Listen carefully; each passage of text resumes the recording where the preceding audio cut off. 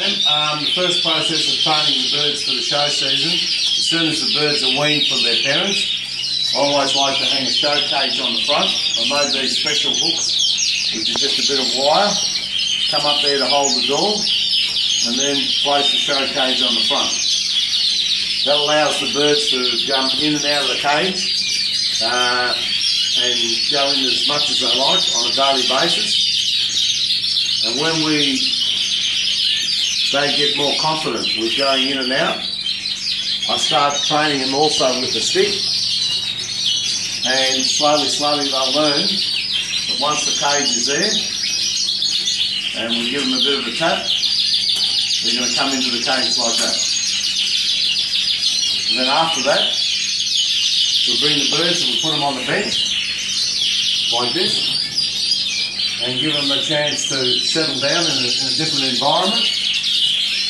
Place a drinker on the front so that they can learn how to drink, and we might start off with maybe 5 or 10 minutes a day with the young ones, and as they get older and they come through the moult, then slowly we give them a bit more time and a bit more time until eventually every bird with the stick will come straight into the cage and go straight to the show without handling the bird at all, because it's very important not to handle the bird before you place it into the cage to go to the show. So that's part of the training. And how many times do you put him in the cage a day?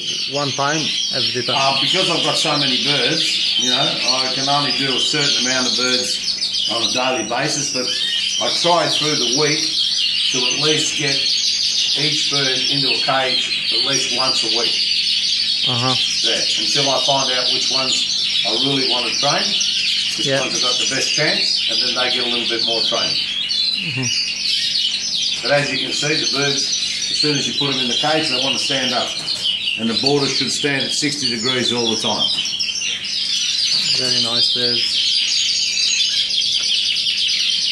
And what we got there is 3 self birds. The guy on the right, he's a self-buff, a very rich self-buff. I was just showing Sam, that's a grassy green. The grassy green means that it's got a different gene in it which makes it light up when you take it out in the sun. And the cockbird on the left, he's a yellow cockbird, yellow-green. And also here we have another buff hen, but a very rich buff hen. There is some birds, when you put them in the show cage, they go like wild. How can we fix that problem to make them calm down? Just more and more training. The more times you put it into the cage, the calmer it's going to be.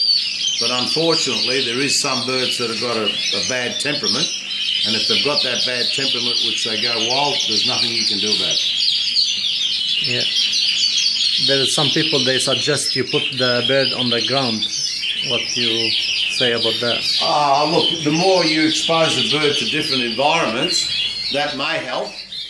But sometimes if genetically it's in the bird that it's got a bad temperament, it's not going to make any difference. No, I've had it before where I've tried all different things. I've even put cardboard around the show cage to make it a little bit more darker, a little bit more non-intrusive. I've had them on the floor, I've had them up high, I've had them down lower. If a bird's bad like that, it's going to be bad all the time. Yeah. And how about the birds that doesn't stand on the cage? When you put them in the cage, they just sit down and they're... Well, the only thing you can do there is try and put a little bit of cardboard, say up to about that height, so you make the bird look over the top all the time. And that way they stretch their bodies up. That's why they're stretching their bodies, and it may work. It works for some birds, but doesn't work for all birds. And does that work for Yorkies as well? Yeah, absolutely.